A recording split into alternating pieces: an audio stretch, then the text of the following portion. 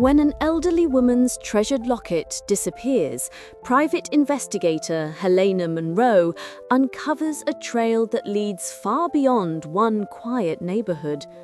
The clues point toward an online community built on trust and companionship, yet something beneath its polished surface feels wrong. As she follows the pattern across states, Helena finds herself chasing a faceless network that knows its victims too well. Every friendship, every contest hides another loss waiting to happen. What begins as a missing heirloom becomes a chilling study of how easily connection can turn into control. She sees what everyone else has missed. The Familiar Stranger, a story by 10 Chapters Studio. Chapter 1. The Missing Locket. The house on Alder Lane was tidy in the way only age and habit could produce. Every book aligned, every tea tin labelled.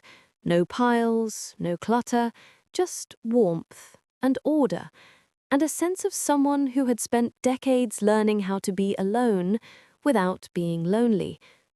Helena stood by the fireplace, examining the framed photograph on the mantel, a young girl on a swing, no more than 10, dark curls flying behind her. She looked over at Elsie Whitmore, seated in her rose-colored armchair, hands wrapped tightly around a cup of lukewarm tea.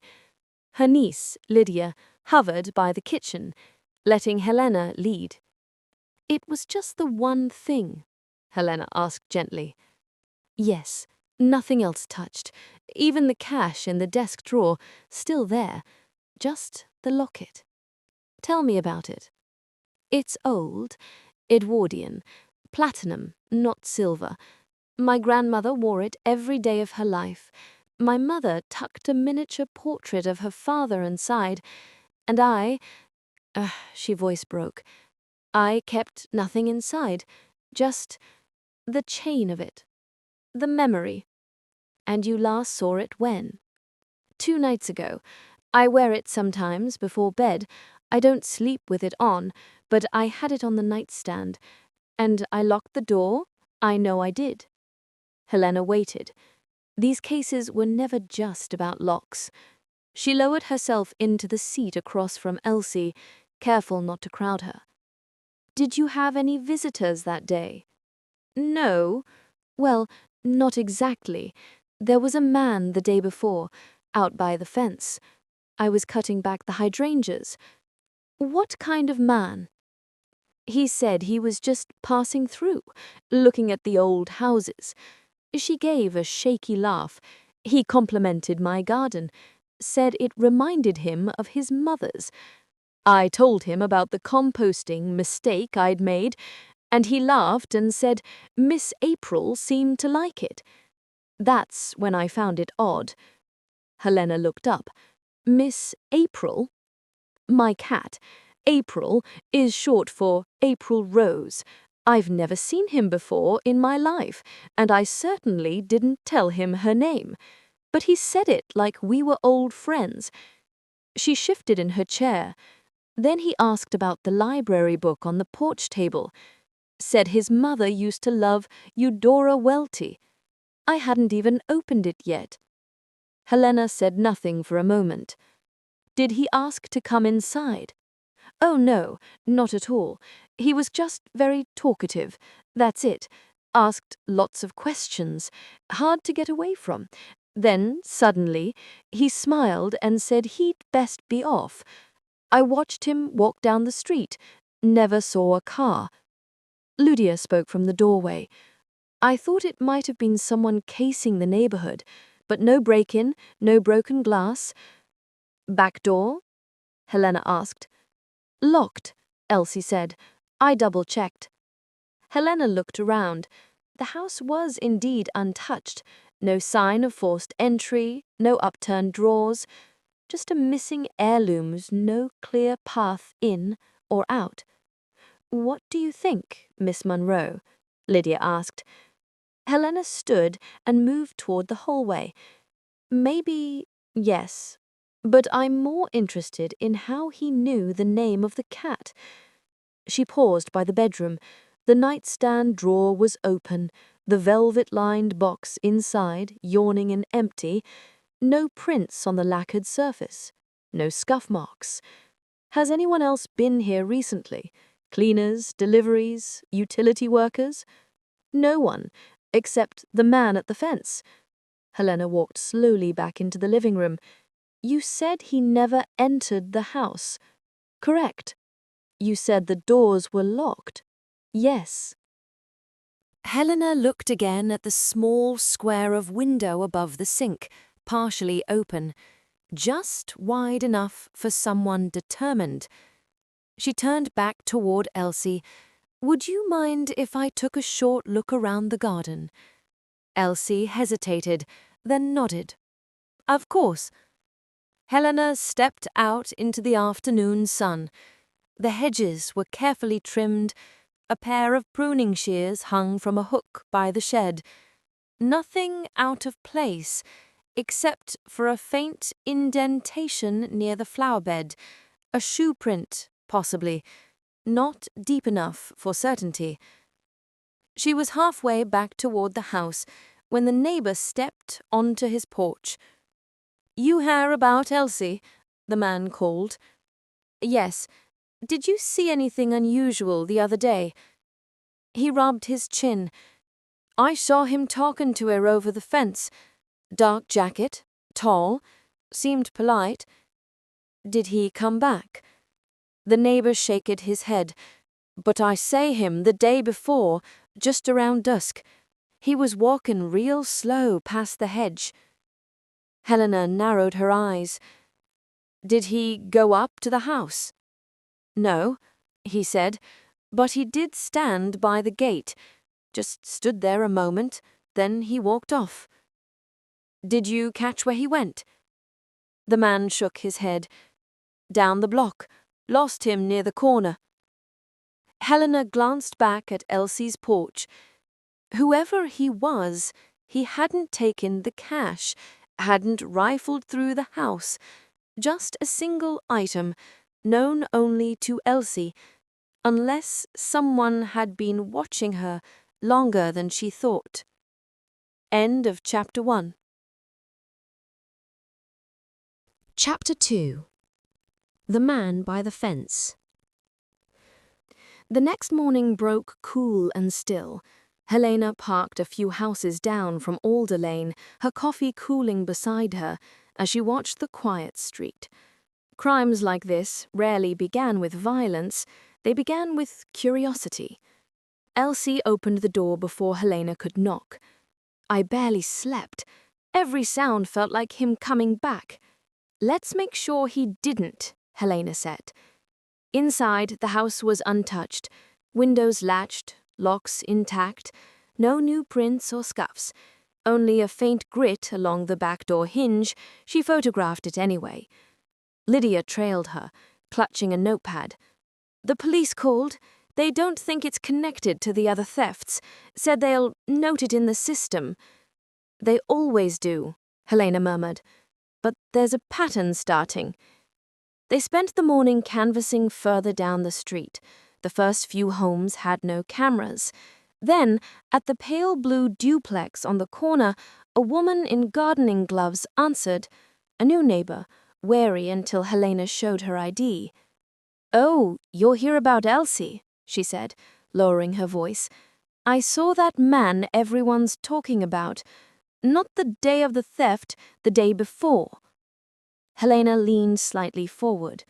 Tell me what you remember. The woman, Mrs. Callahan, according to the mailbox, wiped her gloves. He stopped for directions to the park. Polite, soft-spoken, said he was visiting his aunt. Nothing odd until I noticed someone a few steps behind him. Another man. Could have been a woman. Hard to tell. Slender, dark clothes, hood up. Carried something small. A bag, maybe a tablet. When I pointed down the road, that one turned away. like they didn't want to be seen. Did they leave together? No, he went toward Alder Lane, the other crossed the street and vanished behind houses. Helena noted the time, around 4, late enough for shadows, early enough to blend in. She thanked her and walked back towards Elsie's, the image forming, 2 people, one charming, one silent. Elsie sat at the kitchen table, stirring tea she wouldn't drink. "I keep replaying it," she said quietly. "He was so kind. Asked about April, my plants, what I was reading. I never saw anyone else." "That's the point," Helena said. She opened her tablet, scrolling through stills from neighborhood cameras. Most were useless, too distant or overexposed, but one from across the street caught a blur behind Elsie's hedge while she stood talking to the man. Not clear enough for an ID, but visible, a figure moving along the fence. "Do you see this?" she asked, turning the screen toward her. Elsie squinted. "I don't remember anyone there, but my back was turned." "It fits," Helena said. "One distracts, one enters." Lydia's arms tightened around her chest. "So they planned it." "Looks that way," Helena said. "Maybe through the garden gate, maybe the kitchen window." "But why only the locket? Why not the cash?" "Because that's what they came for. They already knew where to find it." Later that afternoon, Helena stopped at the small coffee shop near the bus stop at the edge of town. The barista recognized the photo instantly. "Yeah, he was here yesterday morning, sat by the window, black coffee, no food, paid cash." "Was he alone?" "Mostly. Someone came in halfway through. Shorter, dark hoodie. They talked quietly. She left first." Helena's pulse flicked once. "Did he stay long?" 10 minutes, maybe? Wrote something in a notebook, tore out a page, folded it up. I remember because he tucked it into his jacket and left the mug on the table. Any chance you still have a receipt or footage? The woman nodded. We've got cameras. My manager can pull it up. He asked for the Wi-Fi password too. Looked like he was logging into something. Helena waited while she cued the video. There he was. Same man, same jacket. He sat by the window, calm, composed. The hooded figure joined briefly, never ordering, never looking toward the camera. When they left, the man glanced toward the street, like he was orienting himself, not leaving it behind, a map reader. "Can you send me a copy?" The woman nodded. "Sure. You'll want this, too." She handed over a small thermal receipt from the register log. He paid at 10:17, said his name was Grant. I doubt it. Outside, the wind had shifted, pushing dry leaves across the sidewalk. She lingered beside her car, watching a city bus idle across the street before pulling away. Through the window of the inn down the block, she caught a flicker of motion. Someone closing a curtain, just enough to hide the view. Helena pocketed the receipt. Whoever they were, they hadn't gone far. Sometimes the quietest streets held the busiest secrets. End of Chapter 2. Chapter 3. The Inn at Willow Crest. The Willow Crest Inn sat back from the road, half hidden behind maple trees already beginning to turn. The parking lot was nearly empty. 2 sedans, a bike leaning against the fence, and the sign on the porch promising quiet nights, local charm. Helena showed her license to the woman at the counter. "Private investigator, I'm looking into a theft nearby." The woman, June according to her tag, looked up from her crossword. If you're after the tall man with the dark jacket, you're not the first to ask. Helena's pulse stilled. Someone else came by? Police, but they just asked if anyone matching that description checked in this week. He did, Wednesday and Thursday, paid cash. Helena leaned on the counter. Name? Grant, she said, flipping through her ledger. No first name giving. Room 6. Did he stay alone? Far as I could tell, quiet type, carried a notebook, walked to town a few times, never used the breakfast voucher. She hesitated. Someone came by once, shorter person, dark coat. They didn't check in, talked in the parking lot, maybe 10 minutes. That would have been which day? Thursday morning, 6:17 a.m. She left first. He checked out about an hour later. Did he say where he was going? Just thanked me for the stay. Said it was a nice town. She gave a faint smile. People who say that never mean it. She closed the ledger and added, That room's been clean since, of course, but no one's taken it after him. Midweek's always slow. Room 6 smelled faintly of detergent and lemon polish, the kind of clean that erased most traces, but not all. Helena moved carefully through it anyway. The bed was freshly made, corners tucked with precision, the wastebasket empty except for a folded plastic liner. The housekeeper had done her job, too well for prints, not well enough to erase memory. Helena checked the nightstand. The complimentary notepad was still there, half used. Tilting her flashlight over the surface, faint indentations appeared. 3 words pressed into the paper. Maple, Elm, 11 o'clock. The rest unreadable.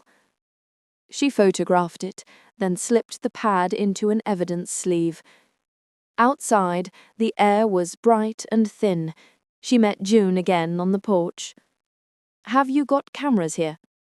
One by the front steps, just for insurance. I can show you.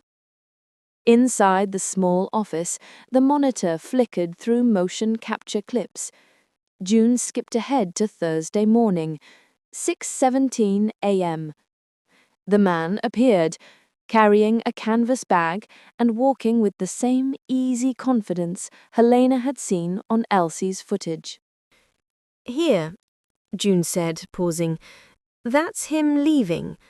Helena nodded. Can you zoom out? June did, revealing a compact grey sedan waiting by the curb. The man opened the passenger door, placed his bag inside, and climbed in. Behind the wheel, a second figure, smaller, dark clothing, face obscured. The car pulled away within seconds. June glanced at Helena.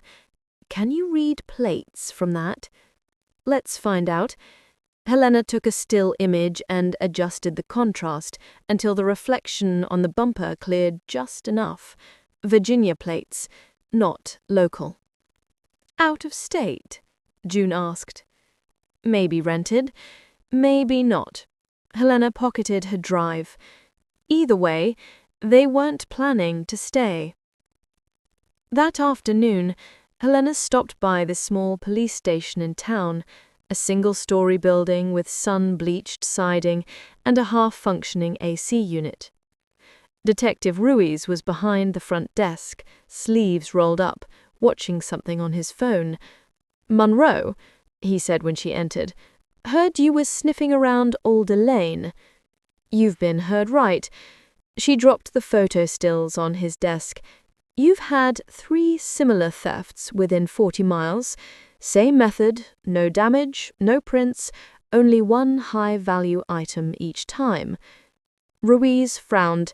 Those cases weren't linked, different jurisdictions. They are now.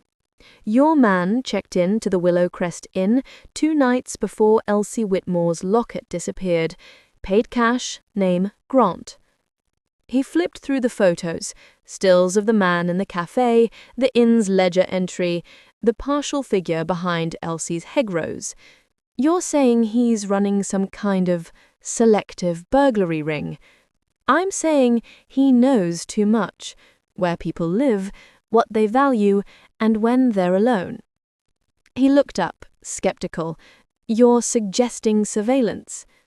Not cameras, conversation. He's collecting information long before he arrives. He exhaled slowly. You think he's local? No, but someone near him may be. A second person, seen with him twice. Female, smaller build. Probably handles prep work, gathers details, screens targets. He tapped the image of the sedan. You get the plates. Virginia registration. No rental record yet, but it's a start. If that car shows up tied to any of the other thefts, we'll know this isn't random. He gave her a look that landed somewhere between irritation and respect. You never could let a quiet case stay quiet. Helena smiled thinly. Quiet cases make the loudest mistakes. Back in her car, she replayed the cafe footage on her tablet. The man writing in his notebook, the woman entering, their heads tilted close. When he tore out the page and folded it, she paused the frame. His left hand wore a ring, simple, gold, old-fashioned, not jewelry store clean, but personal, the kind worn by people who never think to remove it. She sat back, watching the reflection fade from the screen. Some details were too deliberate to be coincidence. End of Chapter 3. Chapter 4. Threads. By morning, the town had resumed its quiet rhythm. Mail trucks, sprinklers, the faint hum of early errands. Helena sat in her car outside a diner, stirring sugar into a coffee she didn't want. Across from her, a stack of printouts lay spread over the passenger seat. Police notes from Ruiz, the cafe receipt, still images from the inn camera. Each case had the same fingerprints of order. No forced entry, no rummaging. Only one item taken, always valuable, always deliberate. Never cash, never electronics. This wasn't impulse, it was calculation. Greed stripped of noise. Ruiz had called an hour ago. The Virginia plates came back unregistered to any rental service. Private vehicle, title transferred 6 months earlier to a shell company out of Delaware. No name attached. She texted him a simple thanks and closed the file. The longer she looked at the faces of the victims from earlier reports, 3 women, 3 small towns, the more she felt it wasn't about what was taken, it was about who they could reach. Helena drove back toward Alder Lane. Elsie was in the garden, pruning what was left of the hydrangeas, her movements careful and deliberate. Lydia looked up from the porch when Helena pulled in. You found something? Maybe. A car linked to the man we saw on the footage. He didn't act alone. The second person's still out there. Lydia's hand tightened around the railing. Do you think they'll come back? No, Helena said. People like this move on once the ground starts shifting under them. Elsie joined them, gloves still on. So it wasn't just him? Helena shook her head. He's careful, but not invisible. Cameras at the inn caught the car. Not local. They plan, choose a target, and leave before anyone connects the dots. Elsie frowned. But how would they even find me? I don't keep valuables out. Helena studied her quietly. Did you ever mention the locket to anyone? A neighbor, friend, someone from town? No, Elsie said. I don't really see many people outside of Lydia. What about deliveries, home visits, anyone who might have asked about your things? Elsie shook her head. Not lately. Helena nodded slowly. Then maybe not in person, she said softly. How do you usually spend your time when you're home? Oh, reading mostly, gardening when it's warm, I do a bit online, book circles, some local forums. Helena glanced toward the tablet on the desk. Would you mind showing me which ones? Elsie looked surprised but not defensive. Of course. They're just little hobby sites, nothing serious. Inside, the house smelled faintly of dust and lavender polish. Lydia brought over the tablet. She uses this one mostly for email and those book groups, nothing shady. Helena scrolled through the open tabs. Library newsletter, a local gardening forum, an online book club for retirees. Normal, ordinary, but the ordinariness itself bothered her. Predators rarely looked like predators. One forum caught her attention. Its layout was clean, overly polished for a small-town hobby site. Soft colors, gold icons shaped like leaves. The name sat neatly in the corner. Golden Garden. Is this new? Helena asked. Oh, that one, Elsie said. Yes, it's nice. They send little discussion prompts. Very friendly crowd. Do you post there every often? Now and then, just in the book circle. It's harmless, isn't it? Helena scrolled through the latest thread, book discussions, quotes, a poem about memory and keepsakes. Then halfway down the page, a community prompt pinned to the top. What's the one object you treasure most, and why? Elsie leaned forward, squinting. That's the contest they ran. I remember now. I mentioned the locket. I even uploaded a photo, well, not of it directly, but one in which I was wearing it. It was months ago. Lydia's face drained of color. So they knew. Maybe. Or maybe they just needed one person to say it aloud. She copied the URL and bookmarked it. Has anyone from the site contacted you directly? I don't think so, Elsie said.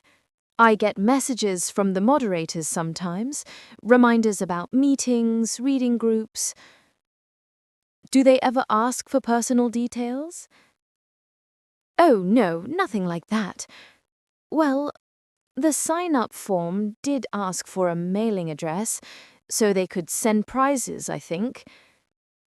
Helena felt the faint prickle of recognition run up her spine. The kind of small, innocent form people filled out without thinking twice.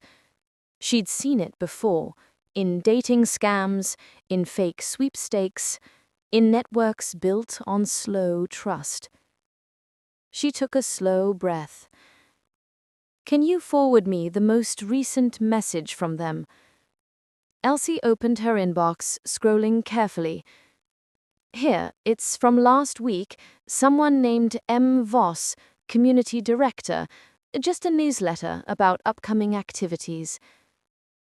Helena read the opening lines.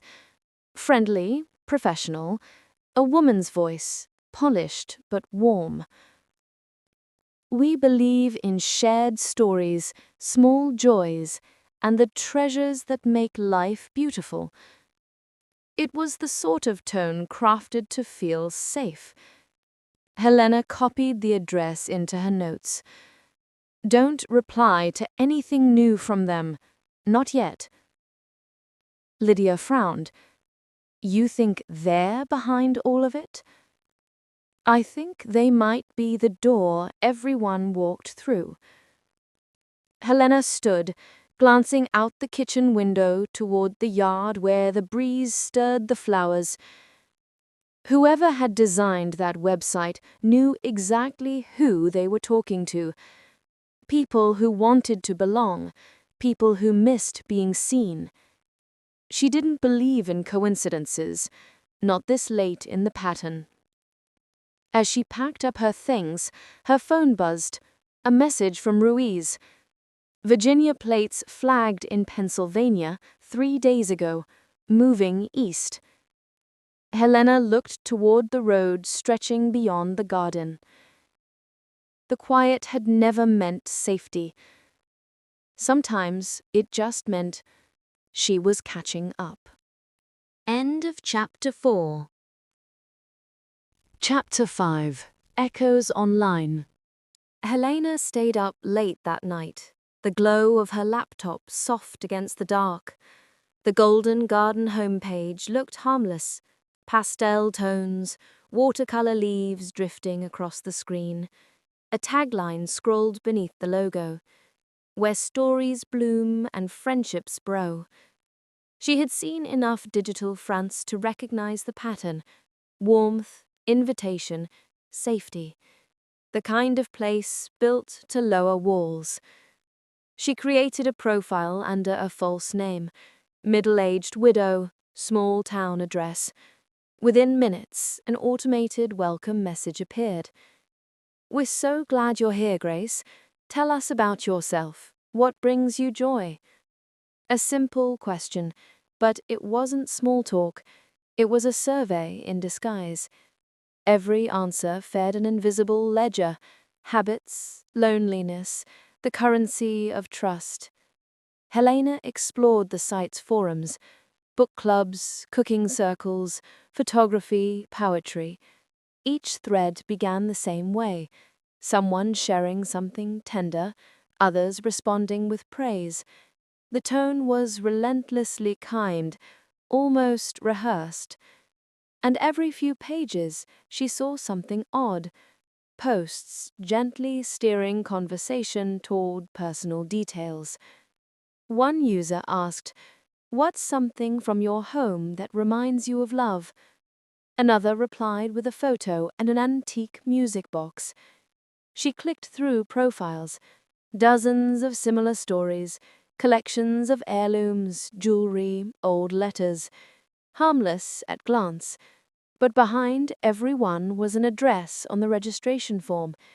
She jotted down half a dozen usernames and their listed hometowns, small places spread across states, the same pattern as before. At 12:47 a.m., a chat window popped up in the corner. Marjorie V., moderator. "Welcome to Golden Garden, Grace. I saw your introduction. How lovely to meet another poetry lover." Helena leaned back slightly. "M. Voss." She kept her replies brief. "Grace, thank you. It seems like a kind community." "It is. We look out for one another here. If you ever want to share something meaningful, a piece of your past perhaps, we'd love to hear it." Helena's cursor hovered. She typed, "Maybe tomorrow. It's late." Marjorie V. "Of course. Sweet dreams, Grace. The world's a softer place when we keep each other company." The chat closed. No threats, no demands, just comfort. Strategic, patient comfort. By morning, Helena had a list of forum posts that made her stomach tighten. Each victim she'd cross-referenced had once written something similar: long, trusting paragraphs in response to that same prompt about what you treasure most. Every message trail ended the same week their valuables disappeared. She met Ruiz at the precinct before noon. He looked half amused when she spread the printed pages across his desk. "Book clubs," he said. "That's your big lead." "Fronts," Helena said, "for data collection. They build trust slowly, months sometimes. Then one day someone asks an innocent question and the victim answers it without realizing they've just handed over a blueprint." Ruiz flipped through the pages, frowning. "You think this woman, what's her name, Voss, is behind it?" "She's the face, the one who makes it believable, but someone else handles the groundwork. The man from the footage, maybe more. They use her platform to pick targets, then send people to collect." He tapped one profile. "This one's active. You think she's still doing it?" Helena said, "She never stopped. You don't shut down something this organized after 3 lucky scores.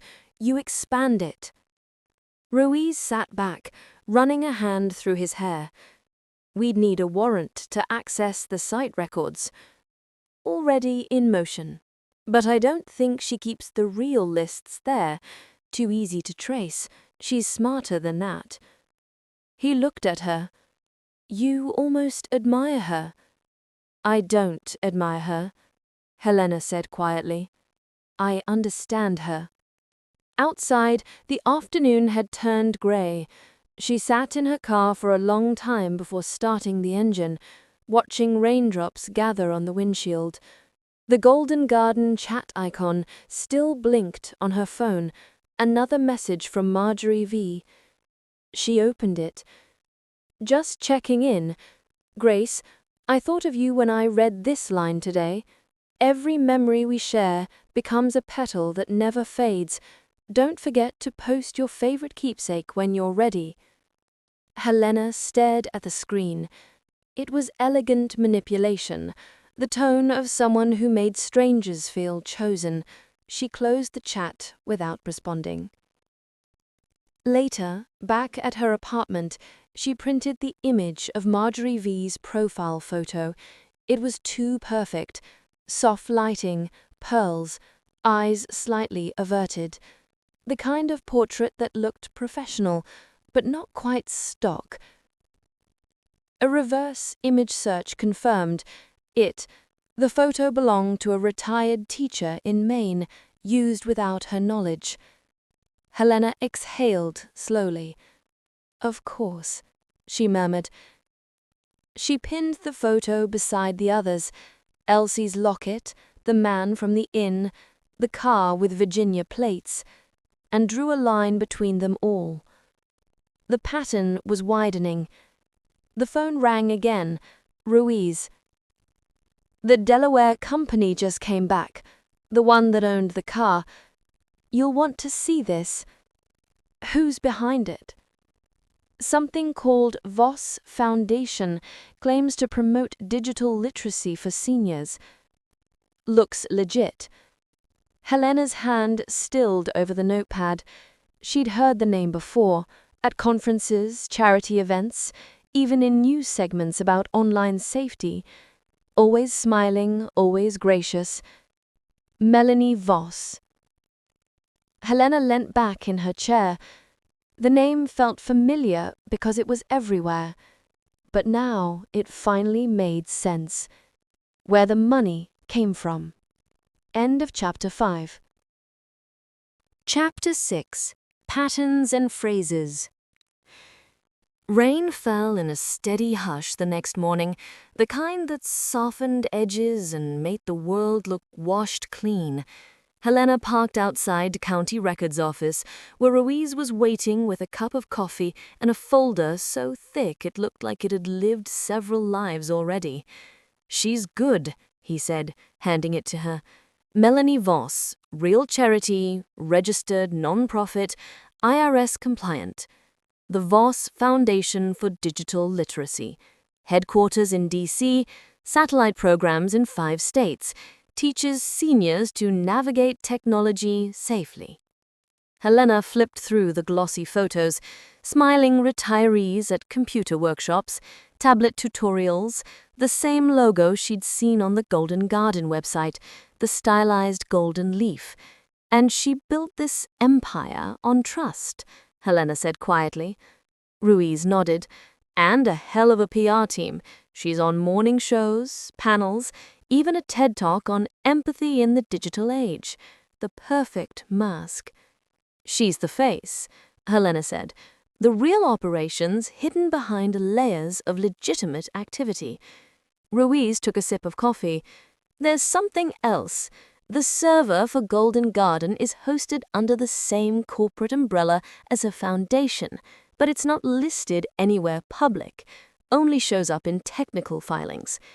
So she keeps her real machine behind the charity's firewall," Helena said, scanning the address.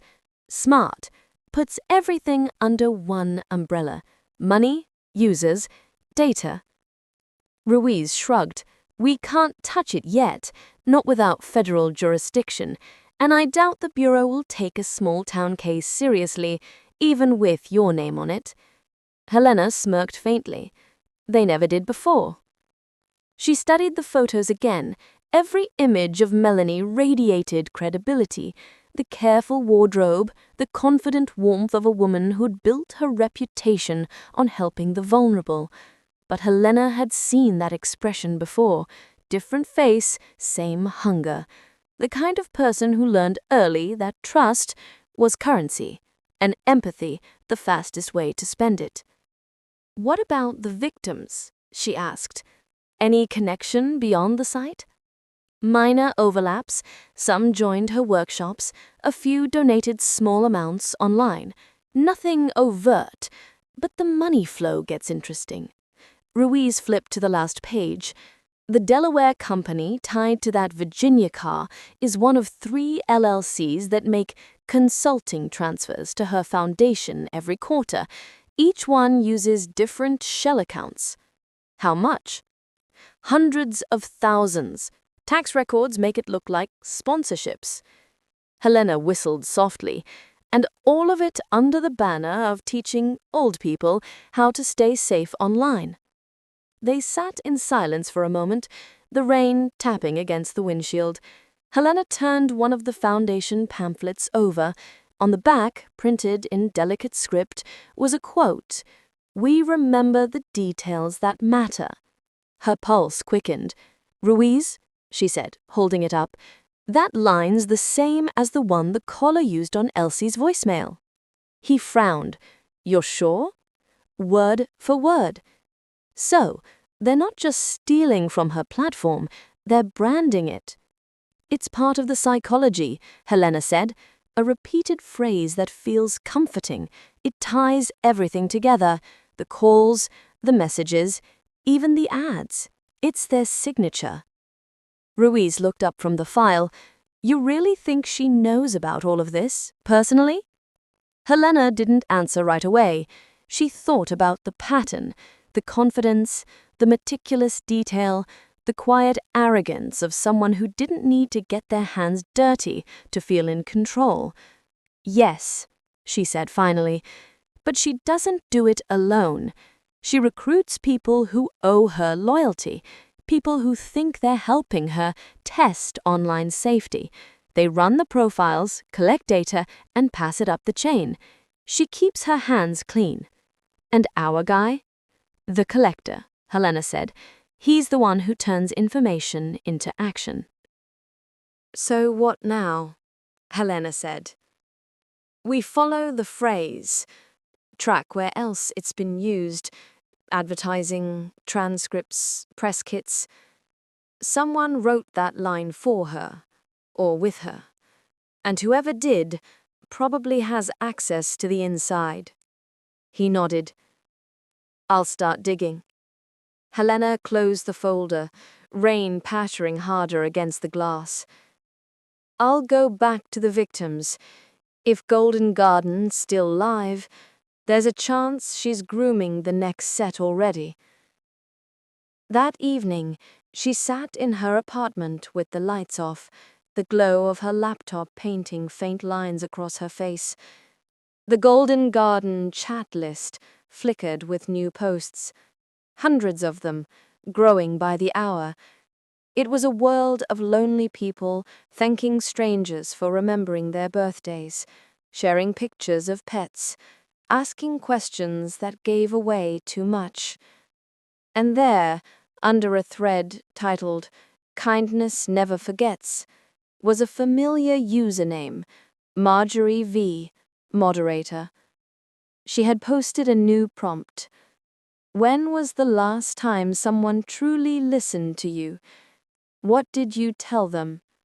Helena stared at the blinking cursor, the weight of the questions settling in her chest.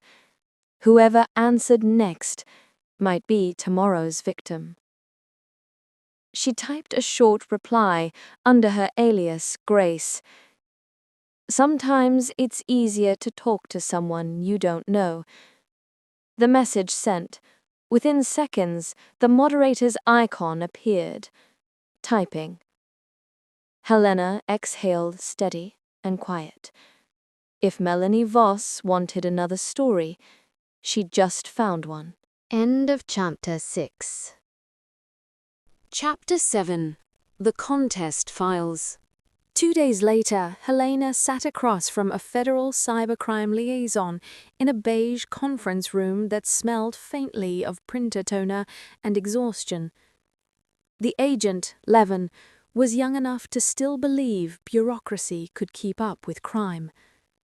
"You've got a charity with an offshore LLC and a social platform targeting retirees," he said, scrolling through her compiled folder. "It's elaborate, but not illegal on its face." "Not until you notice the pattern of victims," Helena said. "You're connecting thefts across 4 states. Do you have any idea how many agencies that crosses?" "Yes," Helena said evenly. "And I know none of them are talking to each other, which is why I am." He exhaled through his nose and leaned back. "We'll flag the foundation for monitoring. That's all I can authorize right now." Helena stood, sliding her drive back into her bag. "Then I'll keep doing what I do." That evening, she returned to Elsie's to pick up a box Lydia had gathered: old letters, clippings, a printed Golden Garden newsletter from months earlier. The rain had stopped, leaving the air heavy and still. Lydia met her at the door. "You're not going to believe this," she said.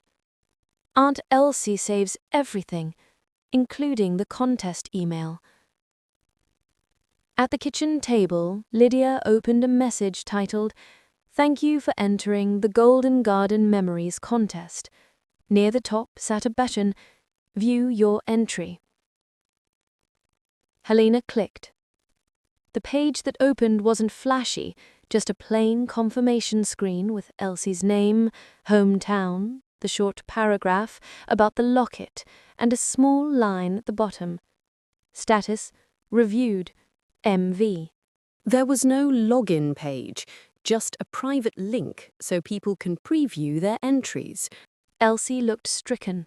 "I thought it was just for fun." Lots of sites use links like this. They're meant for convenience, not secrecy. "Is that her?" Lydia asked, tapping the initials. "Maybe. Or a reviewer code." Helena took screenshots, saved the page as a PDF, and copied the URL. She called the niece of a second victim and asked carefully if they'd check the old contest email too. 10 minutes later, a similar link arrived. Same kind of page, same line at the bottom. Reviewed, MV. She did it a third time with a family in the next state. Same result. 3 victims, 3 view your entry links, 3 MV stamps. Helena rubbed her eyes. "They're not careless," she said, "just confident. These links aren't public. They're only sent to entrants. But once you have one, you can still open it months later." Lydia's mouth was a hard line. And the people who got robbed all had that same reviewer. Which tells us 2 things. Selection wasn't random, and whoever MV is, they're close enough to the center to screen targets. She copied the header metadata from Elsie's original email, sent through a Virginia server tied to vosdigital.com, then pinned each victim on a map alongside workshop locations and the Voss Foundation offices. The pattern wasn't random. It was a circuit. Back at her apartment, Helena opened her undercover profile. Her chat with Marjorie V had flickered on and off throughout the day. Marjorie V: "You write with such care, Grace. If you had to choose one keepsake that defines you, what would it be?" Helena had left it unanswered. Tonight, she typed, "A photo. My husband and I. Before he passed." A long pause. Then, Marjorie V: "I'm so sorry for your loss. Loss teaches us what really matters. Some treasures never leave us, don't you think?" Polite empathy. Practiced. Helena closed the chat and went back to the confirmation pages. She refreshed each one once more and saved fresh copies, timestamps, source code, everything. It was the kind of paper trail courts respected. No hacking, no backdoors, just the victim's own links. Her phone buzzed almost immediately. Unknown number. She let it ring once, twice, then answered. A woman's voice, measured, smooth. "Miss Monroe, you've been looking at my work." Helena's knuckles whitened around the phone. "And you are?" "Someone who appreciates curiosity. But curiosity can be dangerous when it confuses protection with intrusion." The line clicked dead. Helena stared at the screen, pulse climbing. The call had come from a blocked ID routed through a DC exchange, close enough to the Foundation's headquarters to feel deliberate. She turned back to her laptop. The contest pages refreshed to error. The Golden Garden site's login screen still loaded, but the View Your Entry links now returned a maintenance banner. An hour later, she called Ruiz. "They know I'm in." "Who?" "Voss, or someone working for her. Those old confirmation pages were accessed from here 3 times in an hour. They just slammed the door." "Good," Ruiz said. "Means they're nervous." "No," Helena said quietly, watching the maintenance page flicker. The browser window glowed in the dark apartment. Somewhere beyond the polite slogans and watercolor leaves, the real operation had shifted a step out of reach. The game wasn't over. It was just changing rooms. End of Chapter 7. Chapter 8. The Workshop. The church hall smelled like lemon cleaner and coffee in cardboard cups. A vinyl banner sagged over the folding chairs. Voss Foundation, digital safety for seniors. Soft light, soft colors, a soft voice on the mic warming the room. Helena slid into the back row, brochure folded against her palm. Learn to spot online scams. Keep your passwords safe. Build confidence. The bullet points were sincere enough to pass a glance. The session leader, mid-30s, coaxing smile, and a laminated community liaison badge opened with basics. How to spot a spoofed bank email.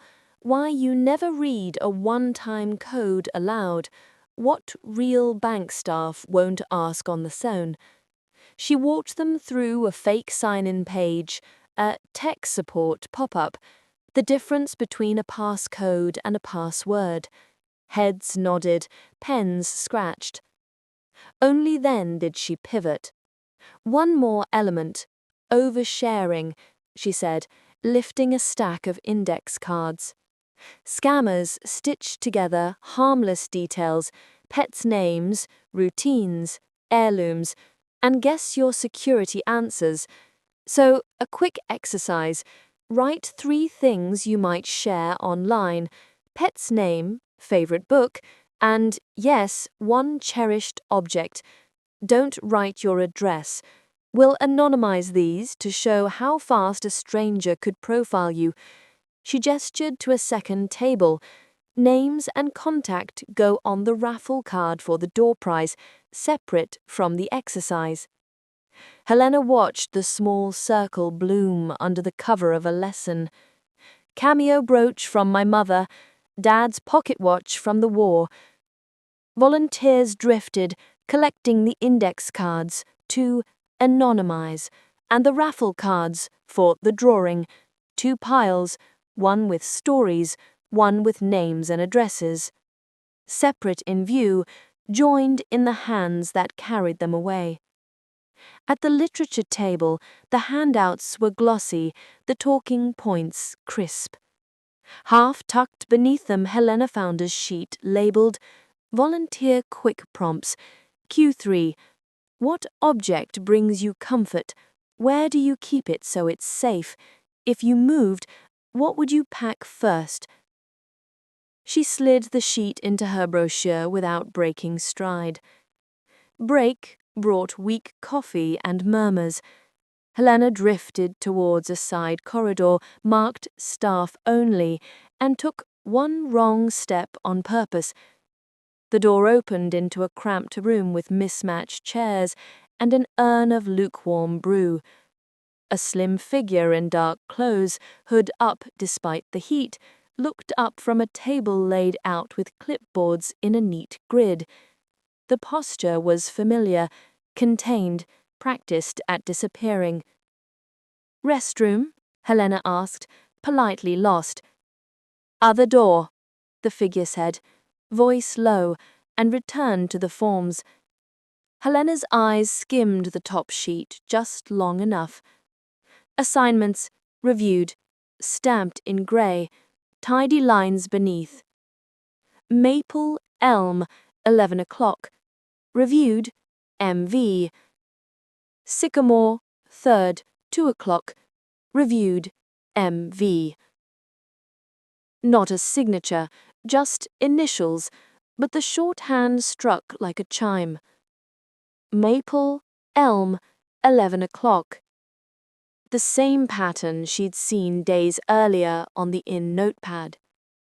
She left, counted to 5, and returned to the hall as the liaison closed with the phrase Helena already knew too well. "We remember the details that matter." Polite applause. A volunteer gathered the raffle cards with a smile that could thaw frost. Outside, heat shimmered over the lot. Most plates were local. Near the far curb, a compact sedan idled, tint just on the legal side of dark. Virginia plates, close in series to the car from the inn, not the same. Family, not twin. Helena didn't push her luck. Back in her car, she photographed the quick prompts sheet and the blank raffle card she'd kept, then texted Ruiz. Live Voss workshop. Index card exercise asks for cherished object. Raffle card collects name, address. Staff sheet shows Maple Elm 11. Reviewed MV. VA sedan here. If they roll, I'll follow. His reply came quick. Send plates. Don't be a hero. 2 minutes later, the sedan eased off the lot. Signal held a beat too long. Helena followed at 2 car lengths, then 3, enough to fade into traffic. East, then north, then into an older neighborhood where the canopy turned the street into a green tunnel. The car slowed. The corner sign said what she knew it would. Maple, Elm. The understanding clicked into place. She'd thought Maple Elm 11 might be a rendezvous, a place operatives met. Watching the sedan idle while a hooded passenger stepped out with a small crossbody bag, she understood. It wasn't a meeting point. It was a target shorthand. Street, time. Helena parked a block back and walked, unhurried. The driver stayed in the car, engine low, gaze on the mirrors, one hand near the shifter. Lookout. The hooded runner approached the porch with a clipboard and a folded leaflet, the same golden leaf logo from the banner, held out like credentials. The exchange was too far for words, just a rhythm. The doorbell press, the tilt of a head, a nod. The door chain slid. The opened a few inches. Her phone buzzed. Ruiz. Units are 8 minutes out. Location? She gave it quietly, eyes on the porch. The runner shifted posture in that practiced way that softened the shoulders and erased the edges. "I'm safe. I'm here to help." The driver's face never turned, division of labor made plain. "Monroe, do not engage," she said, and decided to buy time. She crossed the sidewalk as if she belonged there, as if she'd simply taken a wrong turn. Her steps were audible on the gravel of the walk. The runner glanced back, a flicker, then recalculated. "Excuse me," Helena called, easy and apologetic. "Hi, sorry. Can I ask, is this Maple or Elm? I think my GPS dropped me on the wrong block." Two faces turned. The homeowners puzzled, the visitors blank and busy. Helena stopped halfway up the path, phone in hand like proof of her confusion. "I'm supposed to meet someone at 11. I may be off by a street," she added with a small, self-deprecating laugh. From the sedan, the hazard lights clicked on, then off. One small pulse of thought. Helena didn't try to peer past the doorway. All she caught was the faint wash of a lit hallway and a glass surface reflecting summer light, enough to feel the pattern, not to claim it. "Sorry to interrupt," she said, turning a little toward the street. "Didn't mean to bother." The homeowner's instinctive smile surfaced, politeness older than caution. "Oh, no trouble." The runner adjusted the bag strap. Tension gathered, but didn't break. Somewhere down the block, a siren found its pitch. Helena lifted a hand in thanks. She said lightly, "Appreciate it. Have a good morning." The runner's gaze cut toward the siren, then back to the door. The bag stayed closed. By the time the patrol car rounded the corner, the sedan was already rolling, quiet and controlled. The homeowner stepped out a fraction, blinking into the blue lights, asking if everything was all right. Helena nodded once. She said softly, "You did the right thing, even if it doesn't feel like much." On the corner sign, the paint on Maple Elm looked newly bright. Not a meeting place after all, a system, and the clock on it had just run out. End of Chapter 8. Chapter 9. The Foundation. By the next morning, every trace of the Gordon Garden site was gone. The URL redirected to a clean, white page. "We're improving your experience. Please check back soon." Helena stared at it over her first cup of coffee, the steam twisting between her fingers. She'd seen cover-ups before, but this one had the speed of someone who'd already prepared for the fall. Her phone buzzed. Ruiz. "Good morning, Monroe. We got a hit on the sedan. Burner registration, swapped plates, no VIN trace. The car was abandoned 2 towns over." "Wiped?"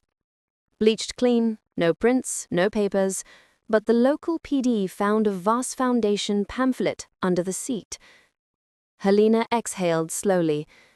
They're not even hiding it anymore. "Or they don't think they have to," Ruiz said. "You rattled them." He paused, the sound of typing faint on the line. "There's something else. We cross-checked the workshop staff list from yesterday. 2 of the names, Dole and Keating, also appear on the Foundation's payroll. They move between towns running these safety sessions." "Anyone higher?" "Not directly, but get this. Voss herself was in-state 3 days ago, guest speaker at a tech conference in the capital. Theme, Protecting the Vulnerable in the Digital Age." Helena closed her laptop. "Where's she staying?" "Private booking. PR team won't confirm, but her schedule says she's speaking at a donor event tonight, downtown, Grand Regency Hotel." Helena felt the tensions settle into purpose. "Then we'll attend." "Monroe," Ruiz began. but she had already hung up. The ballroom glowed with soft amber light and money. Waiters drifted with trays of champagne. A string quartet played polite music no one was listening to. Helena walked through the crowd in a tailored blazer, her conference badge angled just enough to look legitimate. A banner above the stage read, "Voss Foundation, Building Trust in a Digital World." Melanie Voss took the podium like she'd been born to it. Perfect posture, calm voice, a practiced warmth that filled the space without straining it. "Truth," she said, smiling, "is the currency of our century. We teach it, we share it, and we protect it." The applause was automatic. Helena watched from the side aisle, studying her. The same woman from magazine covers. Gracious, controlled, impossible to dislike. No trace of malice, no shadow of the machine behind her. Halfway through the speech, a screen behind Voss displayed a looping video of testimonials. Elderly participants thanking the foundation for helping them feel safe online. Helena recognized two faces. Both were from her victim list. The first woman smiled through soft focus. "I've learned how to protect my passwords and my peace of mind." The second, a man, looked directly into the camera. "They reminded me what's worth holding on to." Voss's closing line was surgical. "We remember the details that matter." The crowd rose in a standing ovation. Helena didn't clap. Afterwards, she waited near the catering corridor. Voss came through 10 minutes later, flanked by 2 aides and a flash of perfume.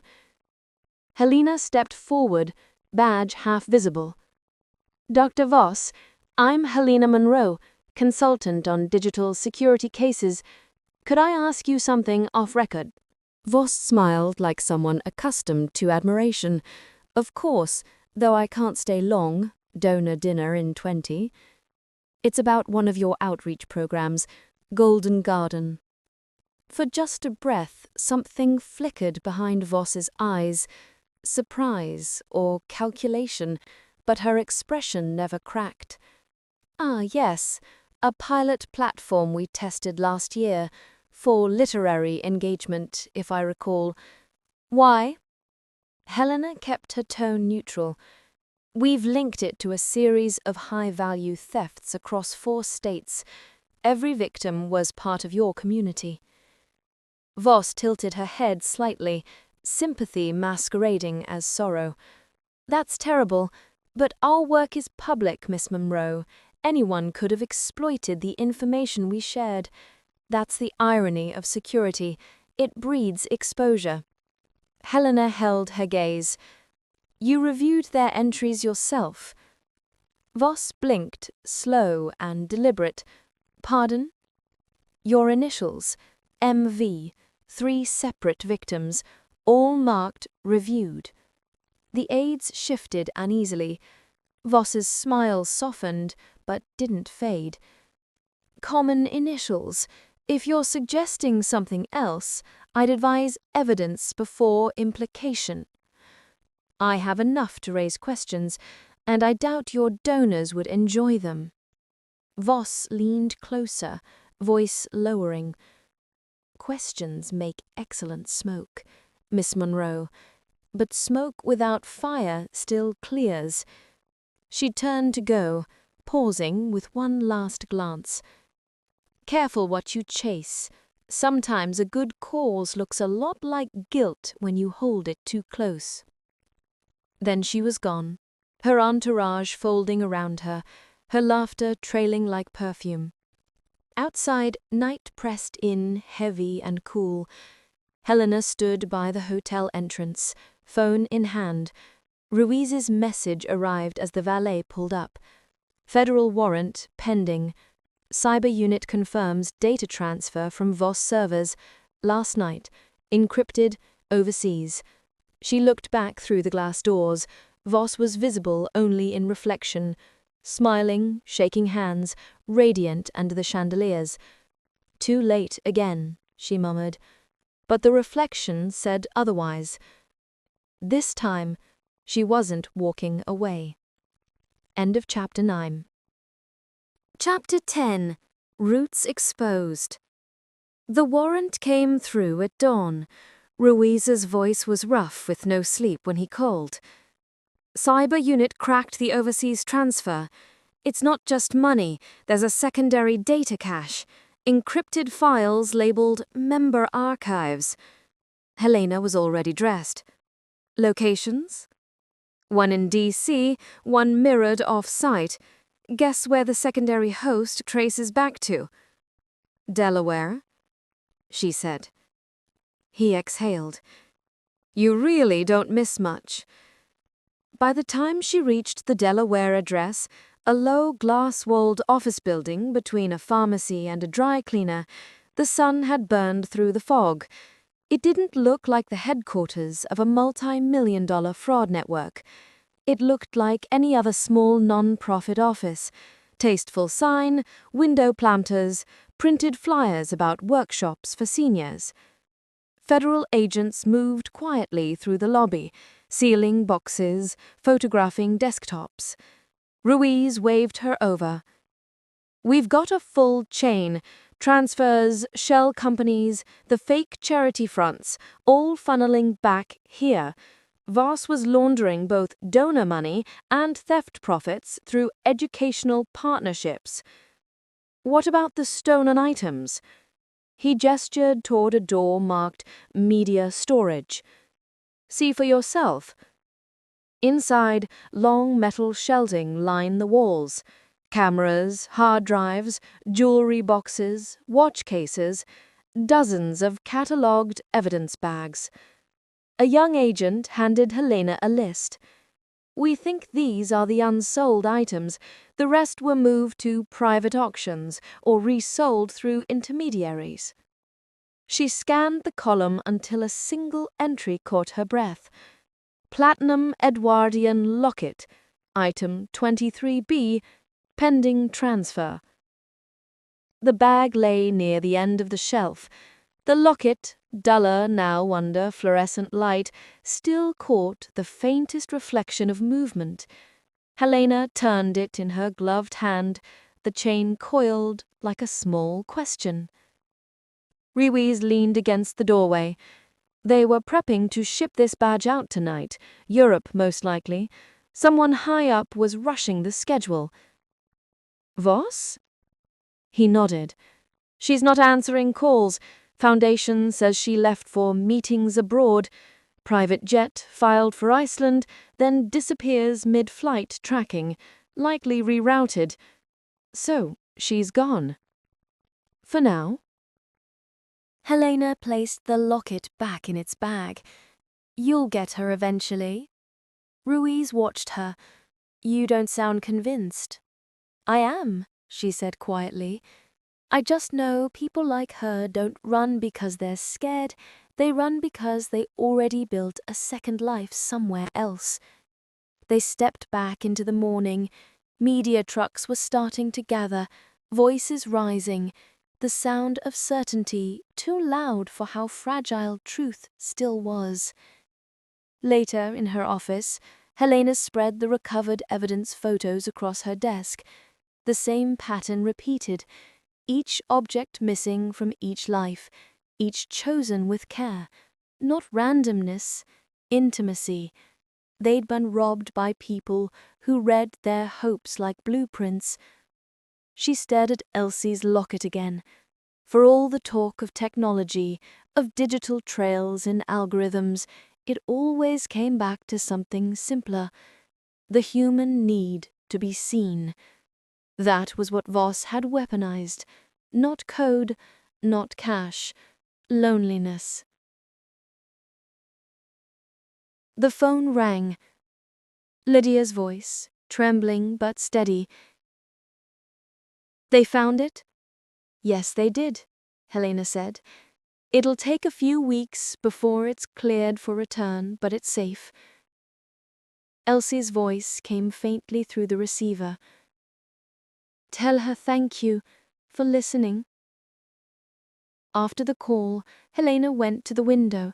The city was waking up, light bleeding across rooftops. Somewhere out there, Voss was still smiling for cameras, somewhere new, but every network had roots, and roots left traces. On her desk, the locket glinted faintly from inside its bag. Helena let her fingers rest on the plastic for a moment, the faintest vibration under her skin. Half memory, half instinct. She saw the garden again, the man by the fence. The way the air had shifted just before Elsie realized something was gone. Not a vision, exactly, more like recognition finally catching up. She whispered it out loud, soft enough that no one could hear. They always think it's the trust that protects them. Outside, sirens faded toward the highway. The case was technically closed, but Helena knew better. People like Melanie Voss didn't disappear, they just changed platforms. And somewhere, she thought, another smiling moderator was already typing, "Welcome to our community. Tell us what matters most to you." End of chapter 10 and end of story. If you enjoyed The Familiar Stranger, please like and subscribe for more free, full-length audiobooks.